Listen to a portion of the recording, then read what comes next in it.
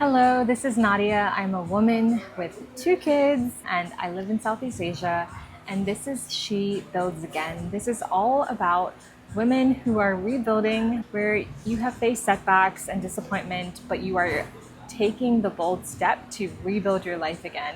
And so that's exactly where I am. We moved to Southeast Asia about 3 years ago. And today's video is not so much about the move, it's more about learning to let go of being the good girl and learning to actually live free. And so I'm going to be sharing with you a little bit about my story and then answering a few questions in this video. And I hope that it will encourage and inspire you if you are also in that place where you have to let go of other people's opinions of you, let go of trying to please and people please, and finally find your path, your true path in life. And so I grew up in a small island. The thing about growing up in an island is you start to feel like the microphone is always on you. People are always waiting to step in when you have an opinion or when you do something. And so there's not a lot of freedom or expansiveness to be yourself, to make mistakes, to try new things, to figure out who you are. I found myself just always trying to do the right thing, to please my church, to please my family, to make people proud, to be nice and to be liked by people, as many people as possible. And it was so important to me. It was actually where I got my sense of worth and where I felt like if I was pleasing people and people were saying good things about me, then I was a good person.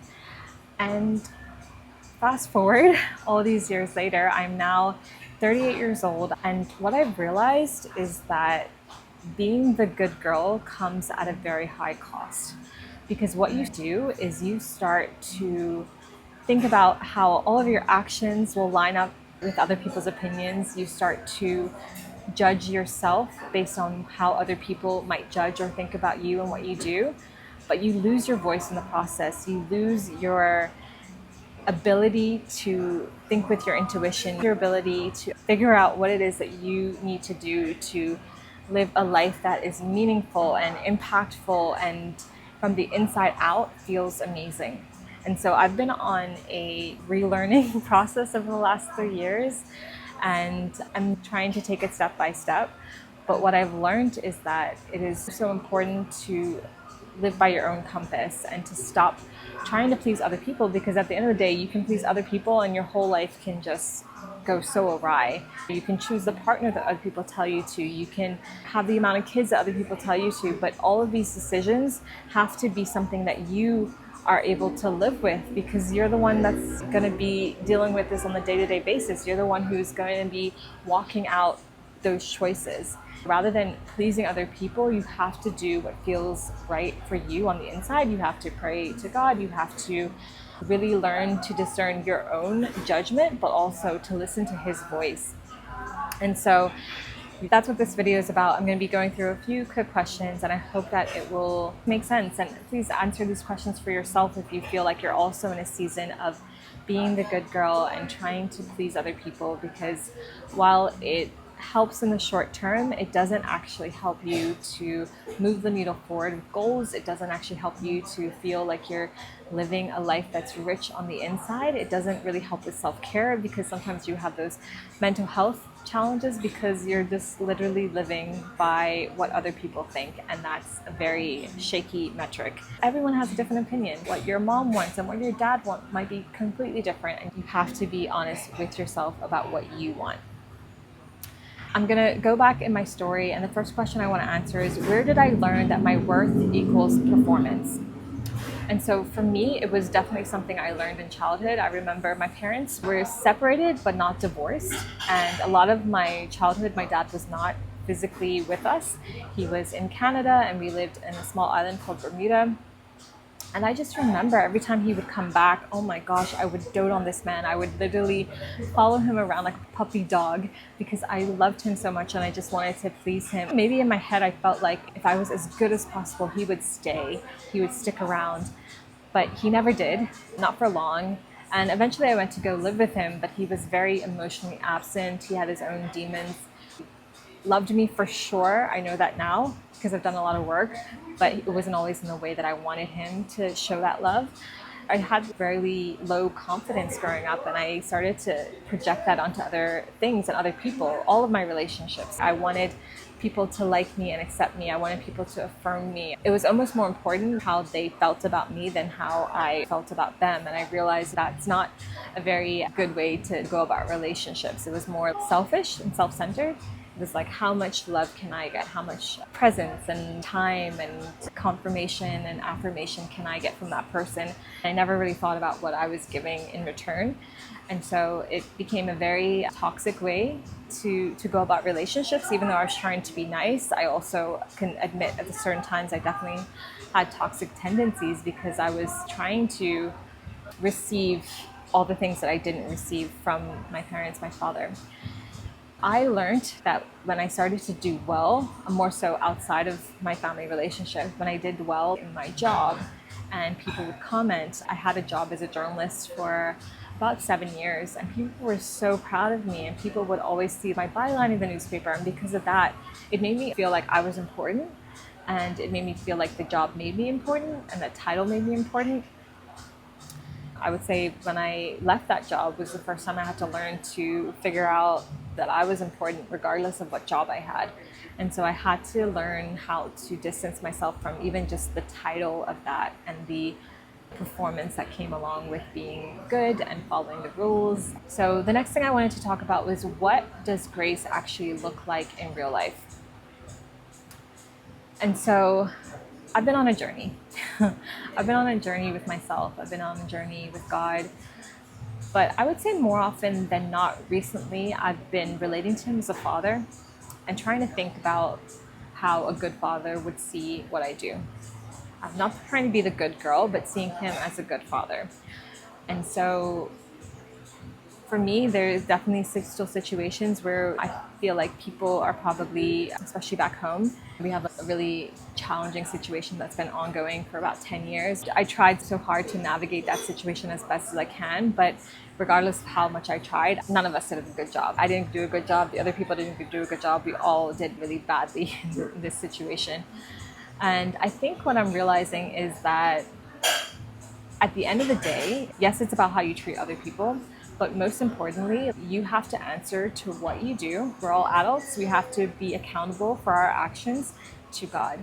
And so rather than just being the good girl and trying to people please, I'm trying to look at it from almost like a bird's eye view of God looking down and saying, okay, I have to be accountable for all the mistakes I made, all of the words I said, and am I okay with that? And can I live with that?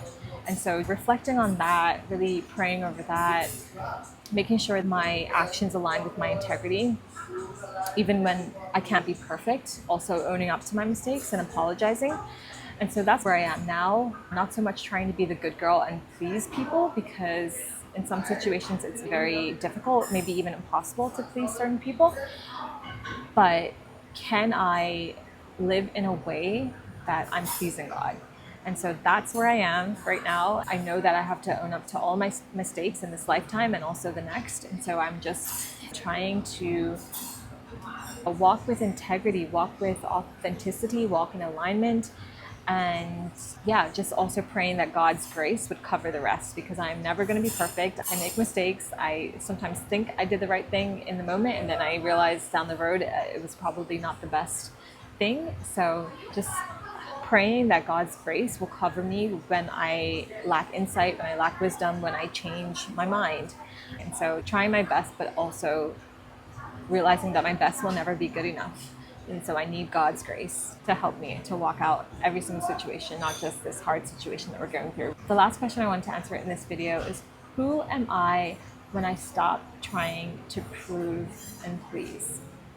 Who are you when you stop trying to please and prove your worth?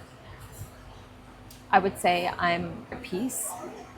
I would say that I am a lot less anxious in social settings, because I had developed such a high level of social anxiety when I still lived in my previous country, my hometown, because I was so worried about every single thing I did and every way that people might perceive my actions or words.